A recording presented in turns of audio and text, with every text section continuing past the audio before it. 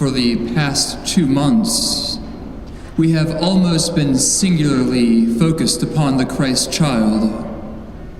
We prepared for his coming throughout the Advent season, and we celebrated his birth in the Christmas season. Both last week and this week in the Gospel, we place ourselves at the Jordan River, rejoicing in the baptism of our Lord. But on Wednesday of this week, that joy will be disturbed, as if we were unexpectedly getting splashed with ice water, as we go from celebrating the birth of a child to mourning the death of millions of them. This week, as you certainly know, marks the anniversary of the Supreme Court's Roe v. Wade decision, which legalized abortion in our country in 1973. I realize that this is a delicate subject, because it is an issue which can tear open old wounds that have not fully healed. But regardless of if you have had one or not, or if you realize it or not, statistically, everyone here probably knows a few people who have had one, and chances are you do not know about it because deep down they regret it. And so many people suffer in silence. But if someone does open up to you and lets you know that they've had one, it's important to let them know that forgiveness and healing are both available to them. First and foremost, forgiveness and healing are available to them in the sacrament of reconciliation. And if you're worried about what the priest will say or what their penance will be, all I can tell you is to reflect upon the parable of the prodigal son, where when you see in that parable what compassion the father has for his son when he finally returns. The father does not ask his son to sleep upon a bed of nails or to sleep the rest of his life out in the barn amongst the animals or anything ridiculous like that. But instead the father rejoices that his son, which was once dead, has now been found and has returned. He calls for his servants to bring the finest robe, the family ring, sandals to be put on his feet, and the fattened calf to be prepared for a celebration over the return. And so we see in this feelings of mercy and forgiveness, not ones of wrath and anger. And I am sure that any priest would feel similarly with regards to this situation. But even after making a good confession, counseling services like Bethesda Healing Ministry can further assist in the healing process. The work that they do for post-abortive men and women is truly priceless. And if you are interested in supporting the good work that they do, it may interest you to know that they are having a benefit dinner coming up in February. So please mark your calendars for February 12th at 5:30 in St. Charles Commons. Bishop Olmsted, who you may recognize, is a very prominent voice in the pro-life movement, and he will be their featured speaker. So once again, please commit it to memory. February 12th, St. Charles at 5:30, and RSVP, of course. Another thing that can be done to further assist in the healing process, or something that is simply good for the pro-life movement in general, is to attend the various rallies and marches that are held, especially those that are coming up this week. And so for anyone who can make it, but especially those who work downtown, I might ask you that you show your support for the pro-life movement by being at the State House at noon on Wednesday. If you have the day off from work, perhaps you might also consider attending Bishop Campbell's pro-life Mass at the Cathedral at 10:30 a.m.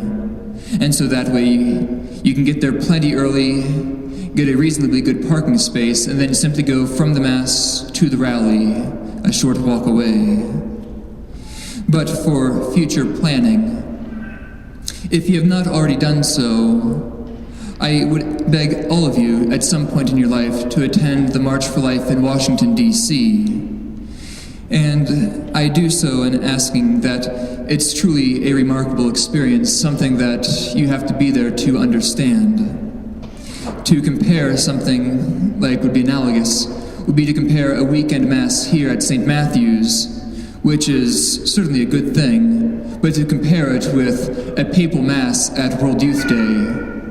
You have the same thing going on, the same thing is the Mass. But the experience of the two is truly unique and different. And so when I went to the march in Washington for the first time, I expected, to hang out with friends and to, have a good time. But what really remarked me about that experience was the presence of so many priests, religious, that I saw there. Truly, I would say that without any exaggeration, and it may even be greater than this, but probably at least 1/3 of all seminarians and religious in various stages of formation east of the Mississippi are there in Washington on that weekend, or I guess this upcoming Wednesday. And so to see so many young faces in vibrant habits is truly something that bodes well for recognizing that the priesthood and religious life are not going to die out, but there are certainly many men and women that are there to fill the ranks in the coming years. And although it may be a little bit late at this point to go to the march in D.C. this year, unless you have someone to stay with, I suppose, but in the future, parents, I would ask that you consider taking a few days off from work. Excuse your kids from school and go. Whether you go as a family in your cars or whether you go with church groups and buses, the important thing is to go. And when asking your kids to go to this, I realize that this is an issue that can be a little bit difficult to bring up around kids. But unless you do not have a TV in your house, or unless you don't allow your children to get onto the internet, if you don't allow your children to read the newspaper, if you homeschool your kids, unless you do all of these things, this is an issue that is commonly talked about out in the world, in our society. And when you look at the faces of those who are in Washington, of the 750,000 people that are going to be there, probably about half of them are school-aged people. And so it's not something that's just for adults. But truly, kids need to be educated about this issue, because in several states, laws are set up to where, if you go to school, a guidance counselor or a school nurse cannot so much as give a child an aspirin or a cough drop without written parent permission. But yet there are some states in this country where those nurses or guidance counselors could bring your children to have an abortion without your knowledge. And while Ohio, thankfully, is not one of those states, sadly I can tell you that while the law is one thing, the practice is quite another. Since anyone who would want to get an abortion in the state of Ohio can certainly do so without their parents' knowledge, as a lot of them are paid for under the table with cash, no questions asked. And while there are many YouTube videos that you can see that will demonstrate this, while some may think that videos are just an exception to the rule, I can tell you from personal experience that I know of a girl when she was 15 years old, indeed, had an abortion without her parents ever finding out about it. And of course, abortion mills are very shady places to be. They are unquestionably by far the most unregulated surgical facilities in the nation. To be sure, some places are cleaner than others, but as a whole, if you compare animal hospitals and veterinary clinics, you will find that most of them are cleaner, safer, and have higher standards.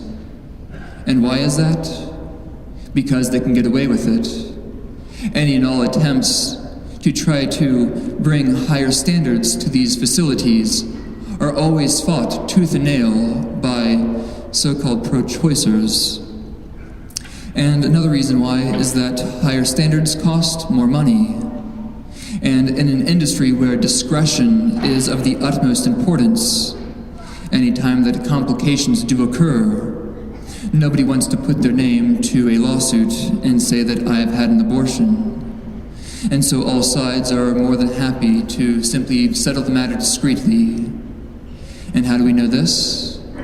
Because many people who have worked for Planned Parenthood and other providers have had a conversion of heart and have turned to the pro-life cause.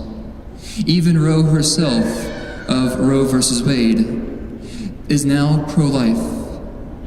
And while signs like this are signs of hope, and while the pro-life movement has won a few battles in these past few years, we are still a long ways away from ending and winning the war.